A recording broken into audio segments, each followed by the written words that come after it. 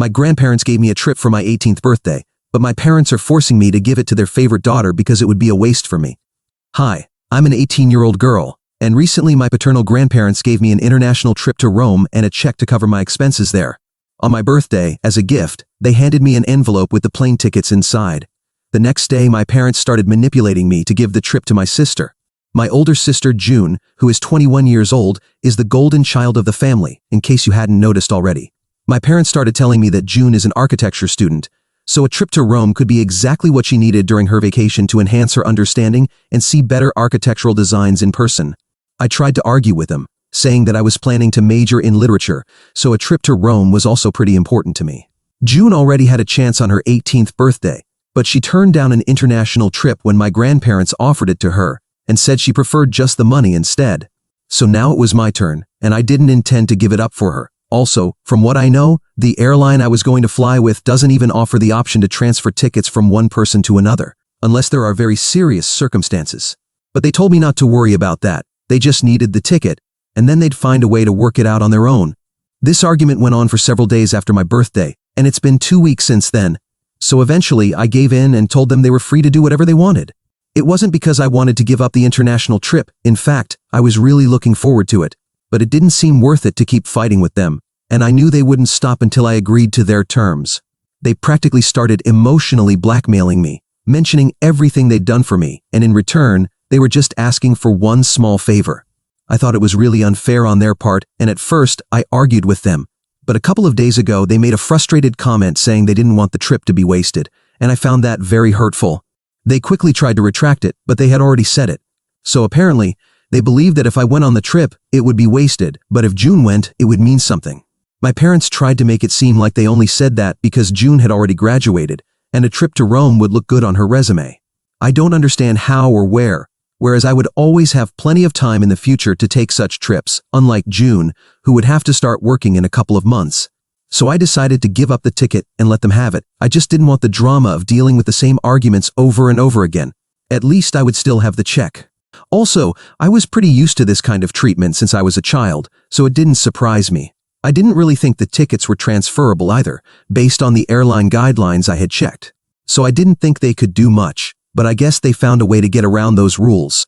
That's why when I was supposed to go to the airport yesterday, June ended up taking my boarding pass and heading to the airport.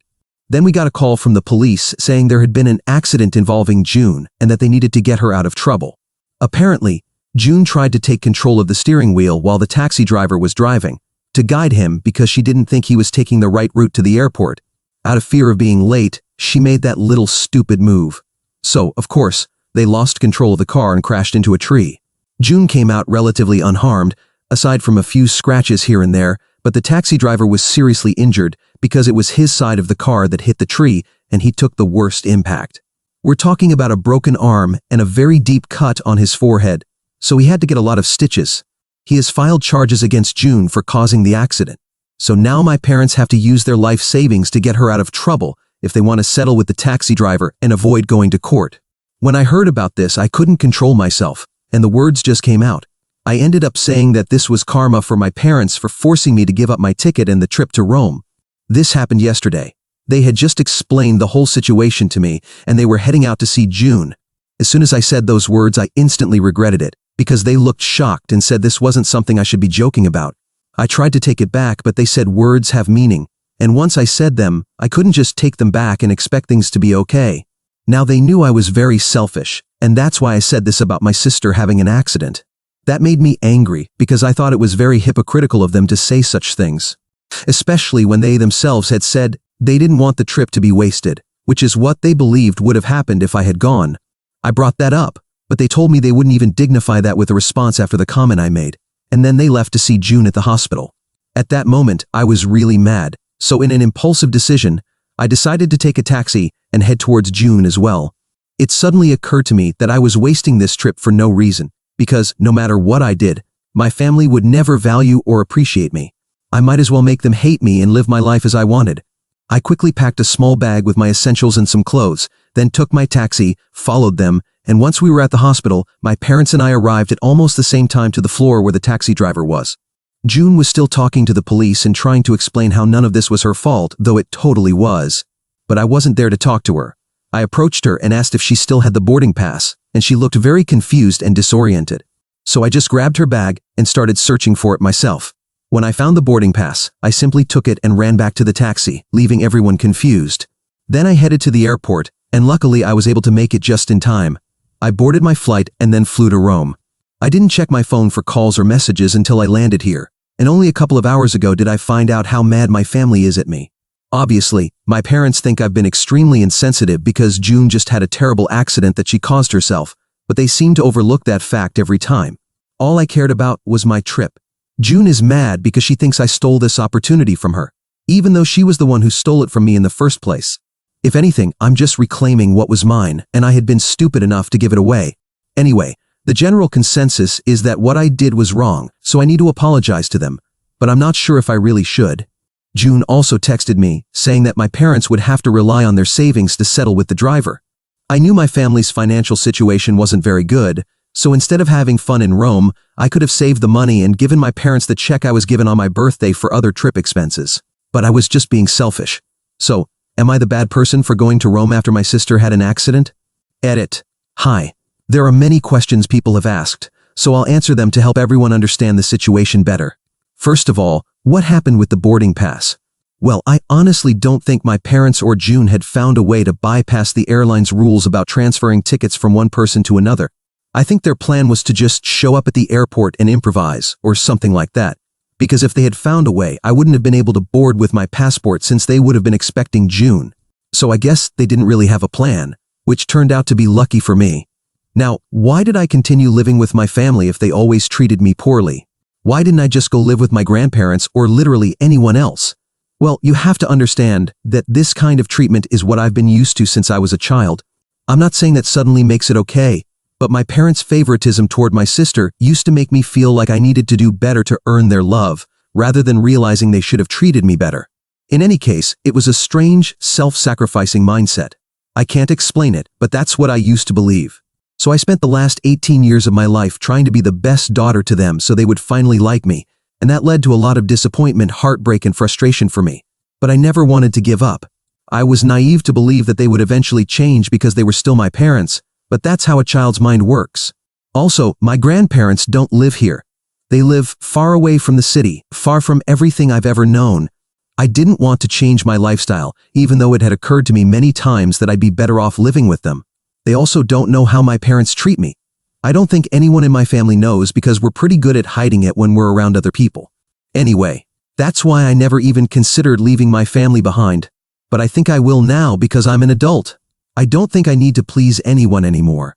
Moving on to my relationship with June, the only thing I can say is that we've never been particularly close. I don't hate her, and she doesn't hold anything against me either. We just don't get along, and that's all.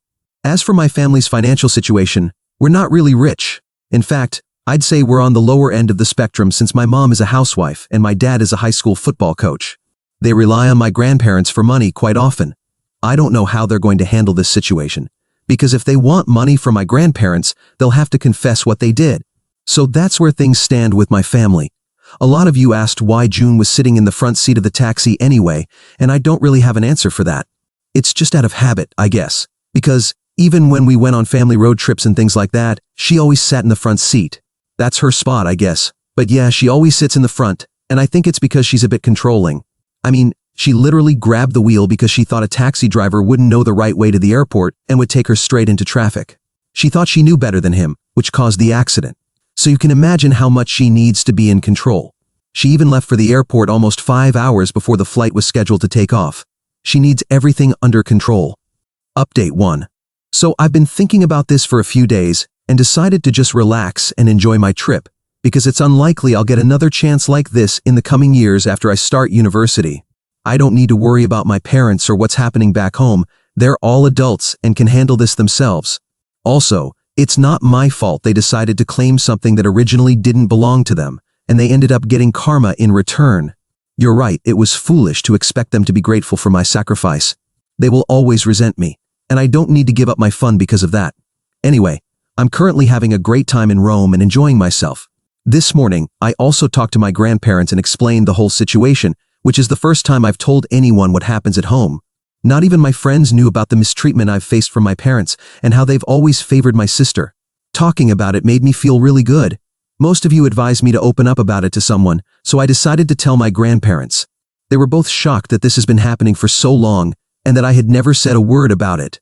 I explained to them that I always thought I should stay quiet and keep trying to be a good daughter to my parents so they would eventually appreciate and be grateful to me. But now it's more than clear to me that this will never happen. They told me I had done the right thing and said that after I returned from my trip to Rome, I should go directly to them and nowhere else. They said they were going to arrange for me to move out of my parents' house and start living with them instead. When I told them I'd have to move for college in the fall, they said not to worry about it because the university I chose is out of state. They said they'd cover all my expenses for that. So I guess just one conversation with my grandparents was all I needed to completely fix my life because now I don't even have to worry about where I'll live once I finally get back. Since I've upset my parents so much, I doubt they'll welcome me back with open arms. My parents already made it clear from the beginning when I started applying for universities that they wouldn't be able to pay for my tuition, even though they did for June. In fact, they used it as an excuse, saying they had already covered the costs for one daughter to go to university, but I'd have to take care of myself. Now I don't even have to worry about that. So I'm pretty happy with how things have turned out. In a week, I'll be back home, but now I'll definitely be living a better life than before. Update 2. My trip ended a few days ago, and now I'm living with my grandparents, just as they instructed. As soon as I got back, I went straight to my grandparents' house. And I was surprised to see they had already prepared the guest room for me to stay in, and all my things from my parents' house had been moved here after my return. They welcomed me warmly. My grandparents told me that after our conversation, when I told them everything, they went to confront my parents. They were already scheduled to meet because my parents had called them the afternoon of June's accident. They had called to discuss what to do and how to proceed because my parents really didn't want to touch their savings to pay for the settlement. They definitely didn't want this to go to court because June would be in serious trouble since there were taxi camera images proving that she caused the accident. A settlement was the only way forward for them, but apparently the taxi driver was demanding an incredibly high amount, and they needed my grandparents' help. When they met, my grandparents first brought up the issue with me and asked my parents if it was true that they had treated me poorly all my life and even asked me to give up my trip so that June could go instead. At first, my parents apparently tried to dodge the question, saying they were there to discuss June's situation and how to get her out of trouble. Since I was in Rome enjoying my life, it seemed unnecessary to talk about these things. But my grandparents insisted on talking about me because they wanted to get to the bottom of it. Eventually, my parents just exploded and said that it was true, but I had shown that this was exactly the kind of treatment I deserved by abandoning my family in their time of need. Apparently, my parents said that I only went to the hospital to grab my plane ticket so I could make my trip on time, without caring about what was happening with June and them. They said I had always been jealous of June because she was better than me at everything, and that I couldn't stand it, so it wasn't really their fault. They claimed they had never treated me unfairly, which was a big lie. My parents said I was just being spoiled and pampered, and they weren't going to tolerate it anymore when I returned. That was all my grandparents needed to hear to decide to cut ties with their only child. My grandparents and parents argued about this, and my parents ended up telling them that they were free to leave, and that they no longer needed their help because they were supporting my selfish behavior. They also said they didn't want me back, so if my grandparents wanted to take me with them, they were more than welcome to do so. My grandparents then arranged for people to pack up all my things from my room and move them to their house so I could be comfortable. After my grandparents told me what had happened with my parents, I ended up crying because it hurt a lot. I always knew my parents didn't care about me at all, but they were all I had known for the last 18 years and my heart was broken. I literally pray that no one else has to go through something like this. But anyway, my grandparents have always been there for me and I'm really truly grateful for that. In the end, I'm no longer confused. I'm going to live with them, and this is my home now. I'll definitely be going to university in a couple of months, but until then, my grandparents have promised to stay with me. Even when I go to university, they said I don't have to worry about anything because they're going to cover all my expenses. I haven't had any contact with my parents or June since I got back, and I hadn't even checked the last messages they sent me because I was trying to enjoy my trip as much as possible. So I finally checked them today because I thought I was in a better mental place, and I'm so glad I didn't check those messages earlier because I definitely would have had another mental breakdown. June's messages were all along the same lines, calling me selfish, spoiled, pampered, and saying she was glad she wouldn't have anything to do with me anymore because I didn't deserve her company. I think she got that a little backwards. I think she's the one who doesn't deserve my company. But, oh well, I don't care at all. My parents are the ones who have hurt me the most, but at this point, I'm not even surprised by the things they said. My parents sent me a couple of messages saying what I did was incredibly heartless and that they should have stopped me when I showed up at the hospital, but it was their failure to raise me properly. Because I practically ran off to go on my trip while my family was in such a difficult situation. I didn't respond to that message. They sent another long paragraph saying they couldn't believe I had complained to my grandparents about how my parents had treated me, even though they had always done their best to make sure I had a comfortable life. I guess my parents don't understand that having a comfortable life is very different from having a good childhood. They said they sent me to school, fed me, clothed me, and I always had a roof over my head. There wasn't anything more I could have asked for, but despite all that, I kept complaining about how my parents treated me. They said that just because I was jealous of June didn't mean I could make them the villains because that was simply unfair. And then they said they were right to call me a waste because that's all I really was. I had wasted their time and energy for so many years, and now they were finally glad to be rid of me. That really hit me, and I almost cried because of it, but after talking with my grandparents, I promised myself I wouldn't let their words affect me anymore because they simply weren't worth it. So I didn't cry, but I blocked my parents so they couldn't reach me anymore. I hope to start my healing process and eventually move on from this because after all the trauma they've caused me, I seriously need to move forward and completely erase every trace of them from my mind if I want to live my best life. I don't know if that's really possible, but it's worth trying. Update 3. Something really funny and crazy happened today. It's been almost 2 weeks since I got back from my trip, and until now, I had no idea what was going on with my parents in June. But I guess they're still struggling to gather the money for a settlement with the taxi driver because this afternoon, my parents showed up at my grandparents' house in a vengeful mood. Luckily, they didn't even acknowledge my existence when I opened the door. They walked right past me to the living room and sat down with my grandparents. I didn't know what to do, so I lingered around, but my grandparents told me to sit with them. They knew my parents wouldn't be happy with this decision to include me in the conversation, and I could see it on their faces. But if they were upset about it, they didn't say anything. As soon as we were all seated, my grandparents asked my parents why they were there since the last time they talked. My parents had made it clear they wanted nothing to do with them because they had been supporting my decisions. My parents said they were still going to maintain that stance, but before cutting all ties, they had some unfinished business to settle. They then pulled out a document with a bunch of calculations and said they had spent a significant amount of money raising me. Since my grandparents had so kindly taken on the responsibilities of parenting, they expected them to take over and said they wanted all the money they had spent on me to be reimbursed by my grandparents, now that they were the ones responsible for me. I was shocked that they were there to make such a ridiculous demand, and all I could do was stare at them because I was at a loss for words over how low this was. I realized this was just a way to make us feel bad, as they were demanding nearly $120,000. It was simply insane, but my grandparents said they needed a moment alone to discuss it between themselves. There was an awkward silence because it was just me and my parents in the living room, and they refused to acknowledge me in any way. They didn't even look at me, and I felt very uncomfortable. Luckily, after a few minutes, my grandparents came back. They took their seats, and my grandfather tried to be as calm and polite as possible. He said it was true that they were taking responsibility and that they would gladly pay the amount my parents had spent on me so far. I was about to interrupt because I thought it was incredibly unfair that they were asking for this kind of money, as it wasn't something they had done as a favor to me. They were my parents, and it was their duty to raise me. They had only done the bare minimum, so they didn't deserve even $1 from my grandparents.